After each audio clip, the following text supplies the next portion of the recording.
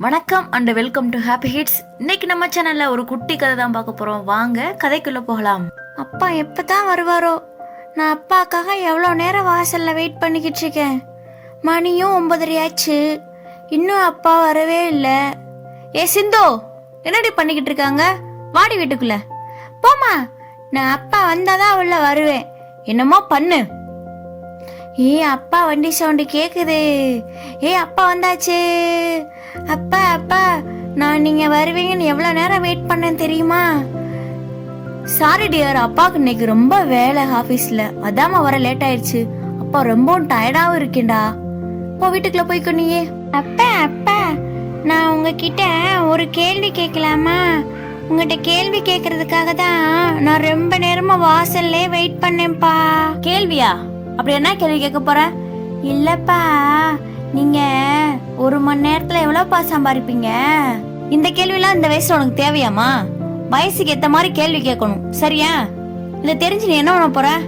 இல்லப்பா, நீங்க எவ்வளவு சம்பாதிக்கணும் தெரிஞ்சுக்கணும் ரொம்ப ஆசையா இருக்குப்பா. அதான்ப்பா, நீங்க 1 மணி நேரத்துல எவ்வளவுப்பா சம்பாதிப்பீங்க? ப்ளீஸ்ப்பா சொல்லுங்க. நான் 1 மணி நேரத்துல 100 ரூபாய் சம்பாதிக்கிறேன், போதுமா? ஓ அப்பா, அப்ப எனக்கு ஒரு 50 ரூபாய் கடன் கொடுக்கறீங்களாப்பா? என்னது 50 ரூபாயா? உனக்கு எதுக்கு 50 ரூபா? உனக்கு தேவையான பொம்மை எல்லாம் வாங்கி கொடுக்கறேன்ப்பா. அப்புறம் எது கடன் கேக்குறேன்ட்ட? எனக்கே வேலைக்கு போயிட்டு வந்து டயர்டா இருக்கு, சும்மா நொய்யு. போய் ரூம்குள்ள போய் தூங்கு போ. சிறிது நேரம் கழித்து, பாப்பா இன்னைக்கு ஏன் பணம்லாம் கேக்குறா?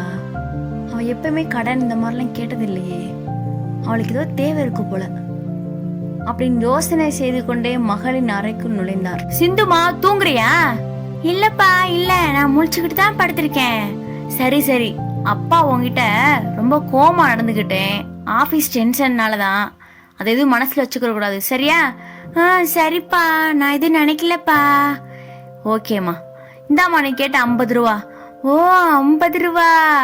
அப்பா ரொம்ப தேங்க்ஸ்பா, ரொம்ப ரொம்ப தேங்க்ஸ்பா. என்ன தலையணை கடையில ஏதோ காசு இருக்கிற மாதிரி இருக்கு? அதுவாப்பா, நான் காசு சேர்த்து வச்சிருக்கேன்ப்பா. என்ன காசு சேர்த்து வச்சிருக்கியா? உனக்கு எதுக்கு இவ்வளவு போனோம்? அது மட்டும் இல்லாம என்கிட்ட வேற காசு கேட்டு வாங்கின? அதுவாப்பா, எனக்கு இந்த காசு போதுமானதா இல்லப்பா, அதனாலதான் உங்ககிட்ட கேட்டு வாங்கினேன்ப்பா. இப்ப சரியாச்சுப்பா.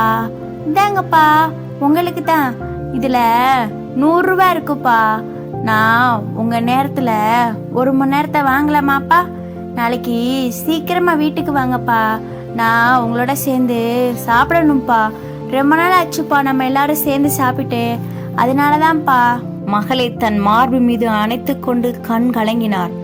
அவள் மேல் கோவப்பட்டதை நினைத்து மிகவும் வருத்தப்பட்டார். வாழ்க்கையில் மிகவும் கடினமாக உழைக்கும் அனைவருக்கும் ஒரு நினைவூட்டல். உங்களுக்கு மிகவும் முக்கியத்துவம் வாய்ந்தவர்களுடனும் உங்கள் இதயங்களுக்கு நெருக்கமானவர்களுடனும் சிறிது நேரம் செலவிடாமல் நம் விரல்களால் நேரத்தை நழுவிடக்கூடாது.